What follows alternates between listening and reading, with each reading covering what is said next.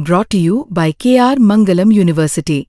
We provide you the platform to turn your dreams into reality. Give wings to your aspirations with KR Mangalam University. नमस्कार दोस्तों, crime तक में आप सबका स्वागत है। मैं हूं सुप्रतिम बैनर्जी। आज कत्ल की, लूटपाट की, डकैती की कोई भी ऐसी कहानी, कोई भी ऐसा वाकया मैं आप सबके लिए लेकर नहीं आया हूं, लेकिन एक बहुत ही अजीब और बहुत ही संवेदनशील मसले पर मैं आप सबसे बात करने वाला हूं।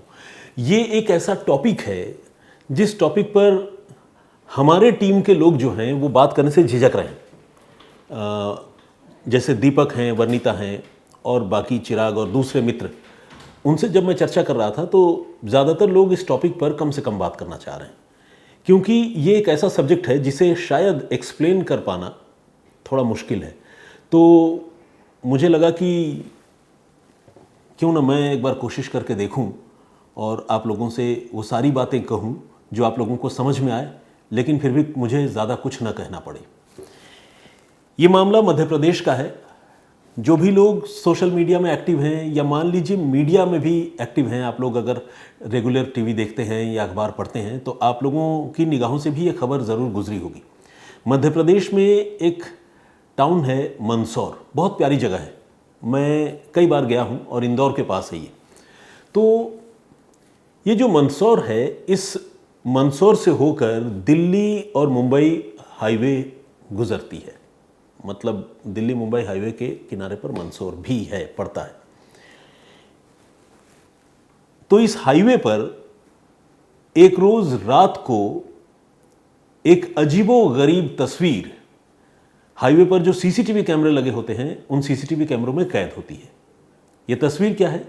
तस्वीर में दिखता है कि एक सफेद रंग की कार एक पर्टिकुलर जगह पर हाईवे पर आकर रुकती है और उस कार के पिछली सीट से एक लड़की या महिला, जो भी कहें, वो बाहर निकलती है और दुर्भाग्य से, दुखद तरीके से, वो महिला पूरी तरह से निर्वस्त्र है।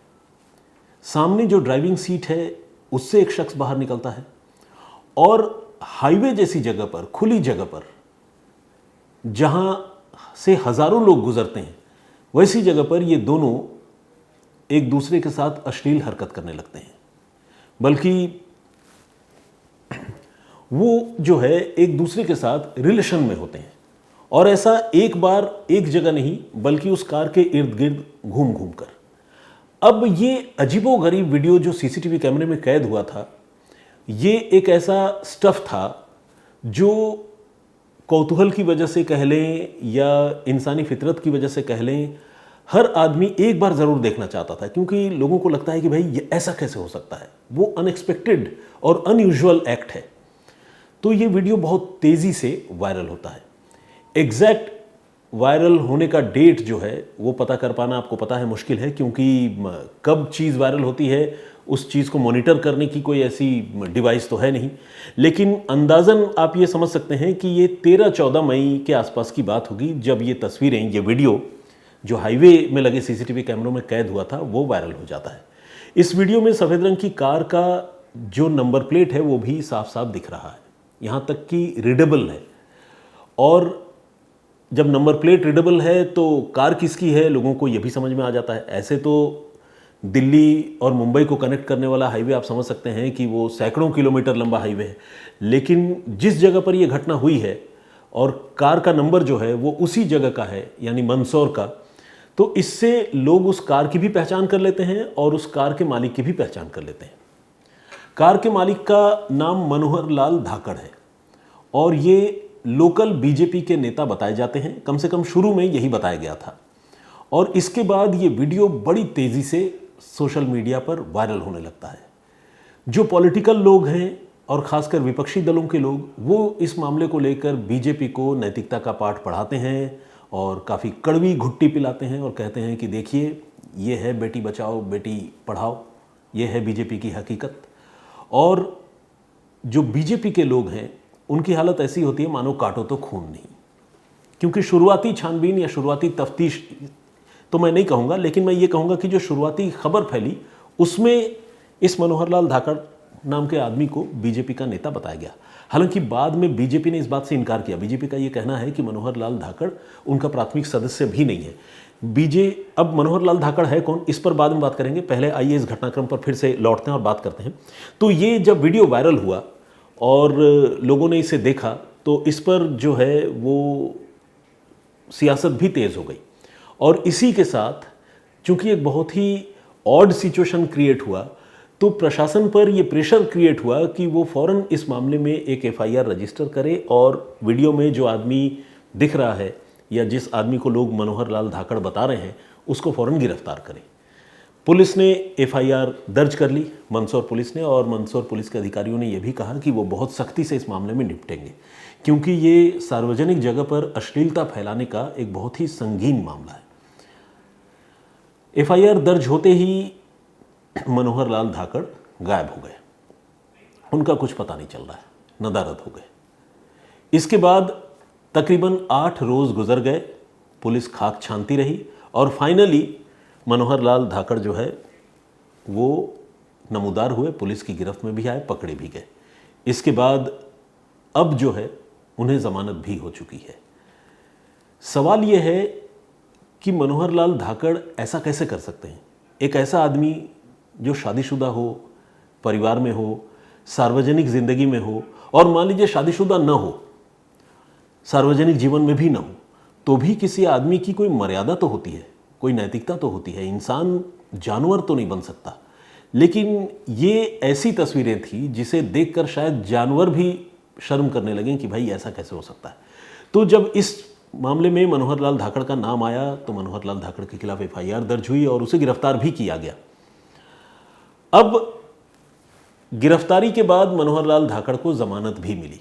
इस बीच बहुत सारे लोगों ने उस लड़की के खिलाफ भी कार्रवाई करने की मांग की और कहा कि उस लड़की पर भी सख्त कार्रवाई होनी चाहिए क्योंकि ये जो एक्ट था वो म्यूचुअल अंडरस्टैंडिंग वाला एक्ट था, लड़की के साथ कोई जाति तो हो नहीं रही थी, तो उस पर भी कार्रवाई होनी चाहिए। तो उस पर जो कार्रवाई है या जो हो रही है वो एक अलहदा मसला है, उस पर भी बात होगी। लेकिन मनोहर लाल धाकड़ की गिरफ्तारी और जमानत के बाद अब इस मामले में एक और नया ट्विस्ट आ गया है। वो ट्विस्ट क्या है वो आपको बताऊंगा, लेकिन सबसे पहले आप ये जान लीजिए कि मनोहर लाल धाकड़ का नाम बीजेपी से जुड़ क्यों रहा है। वो इसलिए जुड़ रहा है क्योंकि मनोहर लाल धाकड़ की जो धर्मपत्नी है वो जिला पंचायत की मेंबर हैं और वो जब चुनाव जीती तो वो बीजेपी समर्थित उम्मीदवार के तौर पर जीती। तो जाहिर है अगर बीजेपी ने धाकड़ की पत्नी को सपोर्ट किया तो धाकड़ भी बीजेपी के सपोर्ट से ही हैं और बीजेपी से अलग नहीं है। तो इसीलिए चूंकि उनकी निष्ठा और उनकी एक्टिविटी बीजेपी के प्रोग्राम्स में रही है तो इसीलिए पूरा शहर मनोहर लाल को बीजेपी नेता के तौर पर ही जानता है और इसीलिए ये बात बड़ी तेजी से फैली भी कि बीजेपी नेता इस तरह की हरकत करता हुआ पकड़ा गया। हालांकि बीजेपी के नेताओं ने बाद में ये क्लियर किया, खासकर मंदसौर यूनिट ने, कि धाकड़ की पत्नी का समर्थन बीजेपी ने ज़रूर किया था लेकिन धाकड़ जो है वो बीजेपी का प्राथमिक सदस्य भी नहीं है। तो अब एक ऐसी तस्वीर सामने आई, ऐसा वीडियो सामने आया जिसमें धाकड़ को कोई आदमी अपना एसोसिएट होना या उसके साथ अपने नाम को जोड़ना या ओन करना उसके लिए भी तैयार नहीं हो रहा है और वो किसी व्यक्ति विशेष की बात छोड़िए, पार्टियां भी घबरा रही हैं, ऐसा वीडियो। तो अब इस मामले में जमानत तो हो गई लेकिन सवाल यह है कि धाकड़ ने ऐसा क्यों किया और इस पूरे मामले पर धाकड़ का क्या टेक है, धाकड़ क्या कहना चाहता है। इसको लेकर आज तक के रिपोर्टर ने मनोहर लाल धाकड़ से फ़ोन पर बात की जमानत मिलने के बाद और उससे ये पूछा कि आपका जो वीडियो सामने आया है और आप जो गिरफ्तार किए गए हैं, अब आपको जमानत मिली है, उस पर आपका क्या कहना है। तो धाकड़ ने जो कहा वो सुनकर आपको हैरानी होगी। धाकड़ ने कहा कि साहब वो वीडियो तो मेरा है ही नहीं, उस वीडियो में मैं नहीं हूँ, वो उस वीडियो में कोई और है। जबकि अगर आप मंदसौर के बच्चे से पूछें तो वो उस वीडियो को देखकर ये बता सकता है कि इस वीडियो में मनोहर लाल धाकड़ ही दिख रहे हैं। ये और बात है कि मनोहर लाल धाकड़ मना कर रहे हैं और अब तक इस मामले की कोई फॉरेंसिक रिपोर्ट नहीं आई है जिससे ये प्रूव हो या कहा जाए कि वो मनोहर लाल धाकड़ ही है। तो जब तक वो फॉरेंसिक रिपोर्ट नहीं आती या फिर जब तक कोई वैलिडेशन उस वीडियो का नहीं होता तो मैं तो खैर अपनी तरफ से या क्राइम तक की तरफ से नहीं क्लेम कर रहा हूं कि वो धाकड़ ही है, लेकिन धाकड़ का ये कहना है कि वो इस वीडियो में नहीं है। अब रिपोर्टर ने फिर ये पूछा कि अगर आप उस वीडियो में नहीं हैं तो फिर आप 8 दिनों तक भूमिगत क्यों हो गए, आप पुलिस के सामने, कानून के सामने क्यों नहीं आ रहे थे। तो धाकड़ ने कहा देखिए वो कार जो है वो भी मेरी नहीं है, वो तो मैं कब का बेच चुका हूँ। और रही बात भूमिगत होने की, तो मैं भूमिगत तो इसलिए हो गया था कि पुलिस मेरे घर आ गई थी और पुलिस ने ही मेरे घर से वो कार बरामद की, तो मैं फिर घबराहट के मारे भूमिगत हो गया।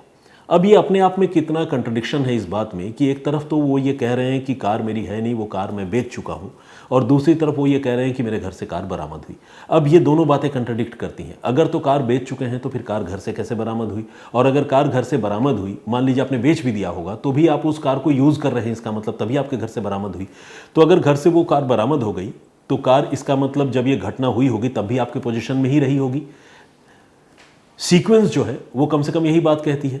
तो धाकड़ के पास इस सवाल का कोई बहुत कंक्लूसिव, कोई बहुत ऐसा जवाब नहीं था जिस जवाब को सुनकर इंसान संतुष्ट हो जाए। हालांकि धाकड़ ने बड़ी जोर देकर ये कहा कि वो कोर्ट में अपनी पैरवी करेंगे और अपने आप को बेगुनाह साबित करेंगे, क्योंकि न तो कार उनकी है और न वो तस्वीर उनकी है, और न ही वो उस लड़की को जानते हैं जिस लड़की के साथ कोई आदमी फिजिकल रिलेशन बनाता हुआ दिख रहा है। तो ये धाकड़ का पॉइंट ऑफ व्यू है, या धाकड़ ने का पॉइंट ऑफ व्यू कह ले, या फिर कह ले कि धाकड़ ने अपनी जो दलील दी है अपने बेगुनाही के हक में, वो ये है।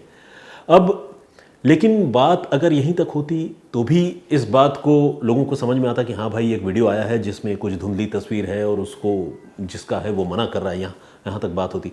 लेकिन पुलिस के इन्वेस्टिगेशन में कुछ और शॉकिंग एलिमेंट इस मामले में सामने आए। वो शॉकिंग एलिमेंट क्या है? वो शॉकिंग एलिमेंट ये है कि ये जो सीसीटीवी वीडियो है, इस वीडियो के अलावा भी उस जगह पर, वीडियो तो छोटा सा क्लिप है, लेकिन उस जगह पर कुछ और भी एक्ट्स और भी कृत्य जो है अंजाम दिए गए हैं जो सीसीटीवी कैमरों में कैद हुई है।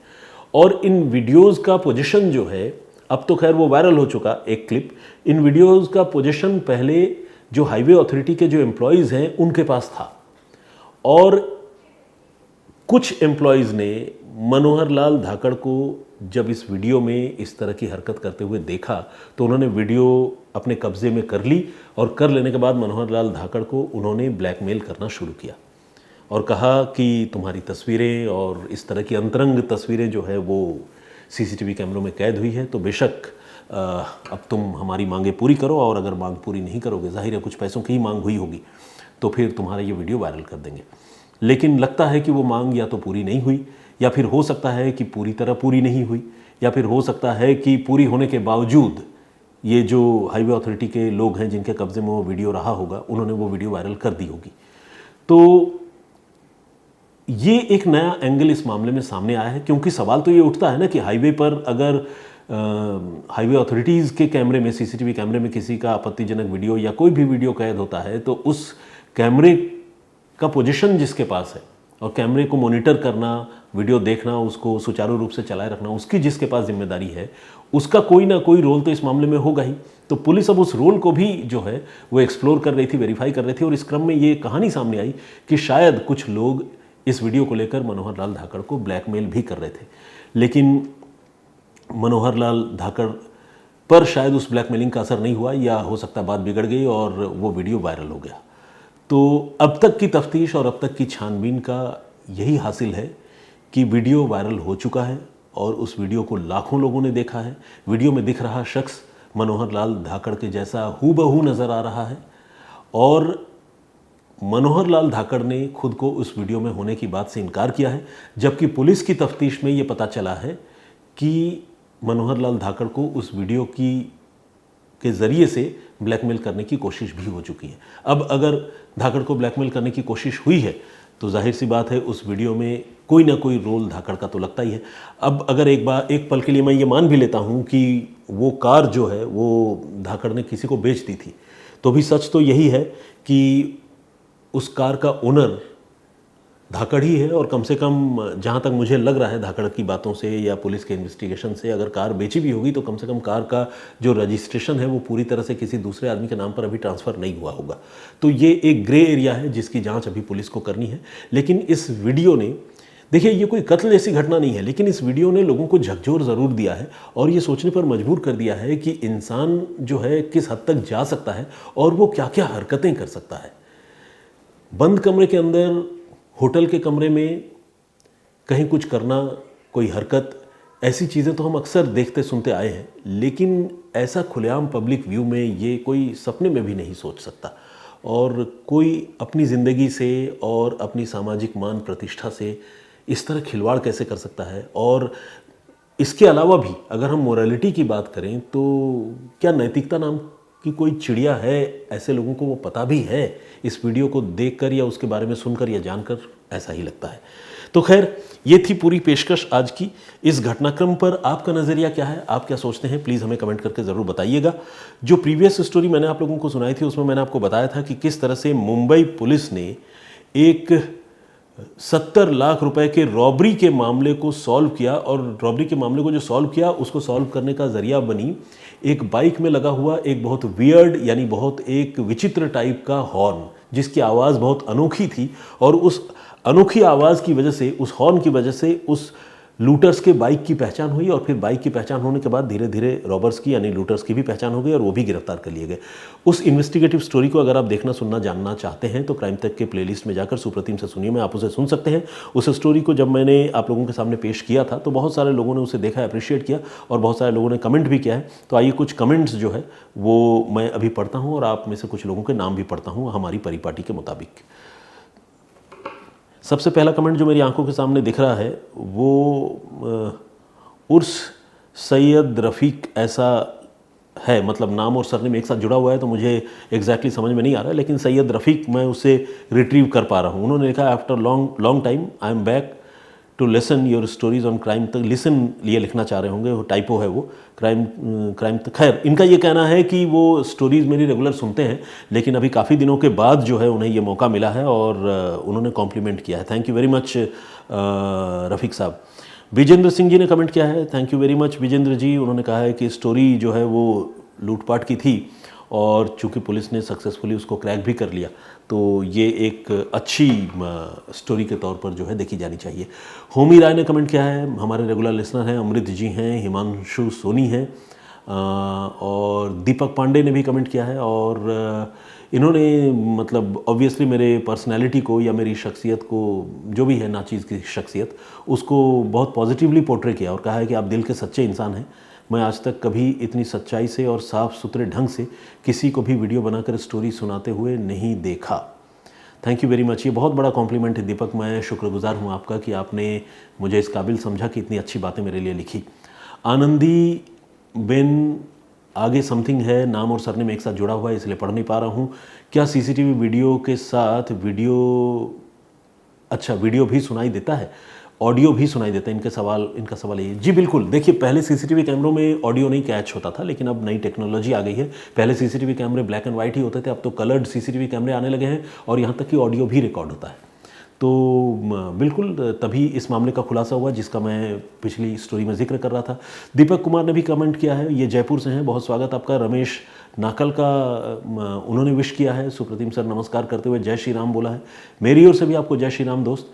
रेखा भट्ट जी हमारे रेगुलर लिसनर हैं, उन्होंने भी कमेंट किया, बहुत स्वागत आपका। हरीश साखरिया इन्होंने कमेंट किया है और इन्होंने कहा है कि आपके हिसाब से 70 लाख कोई बिग अमाउंट है? भाई साहब, ज्वेलरी शॉप में 70 लाख की ज्वेलरी ये बहुत छोटा अमाउंट है जी। चलिए दोस्त, ये अमाउंट का छोटा और बड़ा होना ना, ये बड़ा सब्जेक्टिव इशू है और ये तो डिपेंड करता है कि उस आदमी की खुद की हैसियत क्या है। मतलब करोड़पति लोगों को भी मैंने सब्ज़ी और फलों की दुकान में 10-10, 5-5 रुपए के लिए लड़ते और रिक्शा वालों को भी पैसे कम देते हुए देखा है, तो आपने भी देखा होगा। तो मन में सवाल उठेगा, लाजमी है कि भाई क्या ये इतना बड़ा अमाउंट है, लेकिन शायद लोगों को लगता है कि वो उतना बड़ा अमाउंट है, कोई भी अमाउंट छोड़ना नहीं चाहिए। और दूसरा ये कि हो सकता है किसी के लिए 70 लाख भी मजाक हो, लेकिन ऑनेस्टली सेइंग मेरे लिए तो वो बहुत बड़ा अमाउंट है। एनीवे, अब्दुल जी का भी कमेंट है, बहुत बड़ी चोरी अमाउंट 70 लाख उन्होंने लिखा है। भास्कर अरगड़े ने भी कमेंट किया है। अभिषेक भार्गवा का कमेंट है और उन्होंने कॉम्प्लीमेंट किया है। समीर खान साहब ने भी कॉम्प्लीमेंट किया है और बताया कि वो रेगुलर लिसनर हैं हमारे। इसके अलावा Jaya Awasthi, Raju Solanki, Ashok Rajbhar, Raghavendra Tiwari, overall development with something, आगे जो है वो आईडी दिख नहीं रही है, तो उन्होंने लिखा है कि अपराध एक सोच है जो परिस्थिति जन्य होती है शायद। नहीं, हमेशा नहीं। कुछ लोग फितरत से भी अपराधी होते हैं, जिसे कहते हैं ना आदतन अपराधी। परिस्थिति जन्य अपराध जो है वो तो अगर ऐसा होता तो वो 1 या 2 बार होता। किसी के जीवन में ऐसी हालत पैदा हो गई कि उसने अपराध कर दिया। मान लीजिए कल को अगर मान लीजिए कोई हम पर या आप पर कोई ऐसा हमला करे जिसे हमें लगे कि यार हमारी जान जा सकती है, तो हम भी तो उस पर हमला करेंगे। हो सकता है हमारे हाथों किसी की जान चली जाए, तो वो एक परिस्थिति जन्य अपराध होता है। लेकिन अगर आदमी कोई अपराध करे और उसके लिए एक्सक्यूज़ ढूंढता रहे तो उसको परिस्थिति जन्य अपराध नहीं कह सकते। रॉबरी तो कतई परिस्थिति जन्य अपराध नहीं है। ऐसे तो कितने लोग हैं, पैसों की कमी से इलाज नहीं हो पाता, लोग मर जाते हैं, तो उस हिसाब से तो बैंक लूट लेना चाहिए। तो परिस्थिति जन्य अपराध जो है वो बहुत कम है मेरे हिसाब से। आत्मरक्षा के अलावा और कोई भी चीज़ ऐसी नहीं है जिसे हम परिस्थिति जन्य अपराध कह सकते हैं। आई होप कि आप मेरी बात से सहमत होंगे। योगा विथ विकास ने भी कमेंट किया है, रेगुलर कमेंट करते हैं, रुड़की से हैं। चूँकि रेगुलर लिसनर हैं और कमेंट करते हैं तो अब लोगों के नाम के साथ उनके लोकेशंस भी याद होने लगे हैं। करण औलख ने कमेंट किया है, देसी मुंडा इन्होंने ये भी लिखा है, ये श्री गंगानगर राजस्थान से हैं और उन्होंने लिखा है कि आपकी आवाज़ बहुत अच्छी है, कहानी सुनते हुए नींद आ जाती है। नींद आ जाने पर 2 बातें समझ में आती है। एक तो ये कि बहुत अच्छी है, सूदिंग है और कानों को सुकून देती है, तो नींद आ जाती है। और दूसरी एक ये भी बात लगती है कि इतनी बोरिंग होती होगी कि शायद नींद आ जाती हो। लेकिन चलिए, आपने कॉम्प्लीमेंट किया है तो मैं उसे पॉजिटिवली ही लेता हूँ। परूप श्रेष्ठा जी ने भी कमेंट किया है, बहुत बहुत स्वागत आपका। उपमा वत्स की आईडी है लेकिन गौरव वत्स कमेंट करते हैं, रेगुलर लिसनर है हमारे, थैंक यू वेरी मच, बहुत धन्यवाद आपका। मोहम्मद इब्राहिम का कमेंट है और पीसी ट्रिब के नाम से एक आईडी उन्होंने भी कमेंट किया है। साई रत्ना इन्होंने लिखा है, क्या मिसेस बनर्जी आपकी कहानी सुनती है? अगर सुनती है तो आप उनको कुछ गहने भेंट देने चाहिए ताकि आपको अभी चल रहे सोने का भाव पता चले, कृपया ऐसा मजाक में ही लीजिए। बिल्कुल, आपकी बात को मैंने मजाक में लिया। मेरी वाइफ जो है वो साउथ इंडियन है, मतलब आंध्र प्रदेश से हैं, तो वहाँ गोल्ड का और ऑर्नामेंट्स का बड़ा क्रेज़ है। बट मैं समझ लीजिए बड़ा लकी हूँ कि उन्होंने कभी मुझसे ना तो कोई ऑर्नामेंट्स मांगा और समझ लीजिए कि मैं इतना संवेदनहीन भी हूँ कि ना मैंने कभी उन्हें कुछ दिया। तो ज़िंदगी अच्छी चल रही है दोस्त। और मतलब वो मेरी कहानियाँ तो नहीं सुनती, मतलब ऑनेस्टली सेइंग। अब कहने वाले ये कह सकते हैं कि जब घर वाले ही नहीं सुनते हैं तो आप कैसे एक्सपेक्ट कर रहे हैं कि बाहर वाले सुनेंगे। तो हर आदमी की अपनी पसंद नापसंद होती है, किसी सब्जेक्ट के ऊपर लगाव भी होता है। और सच तो ये भी है ना कि घर की मुर्गी दाल बराबर भी होती है, आपको वो भी पता है। तो anyway, thank you very much Sai Ratna ji. आपके कमेंट को मैंने बिल्कुल मजाक के तौर पर ही लिया और मजाक में ही उसका जवाब भी दिया। फिलहाल इतना ही। जगदीश चांदेगड़ा जी का भी कमेंट मुझे दिख रहा है और मुकेश यादव जी का भी दिख रहा है, सबका शुक्रिया। और भी बहुत सारे लोगों ने कमेंट किया है, सबके नाम और कमेंट्स जो है वो एक दिन में एक साथ नहीं पढ़ सकता, आपको पता है, लेकिन ये सिलसिला आगे यूं ही चलता रहेगा। फिलहाल मुझे इजाज़त दीजिए, अपना बहुत ख्याल रखिए, सुरक्षित रहिए। मैं फिर हाजिर होऊंगा किसी और कहानी, किसी और वाक़े के साथ। तब तक के लिए जय हिंद, जय भारत।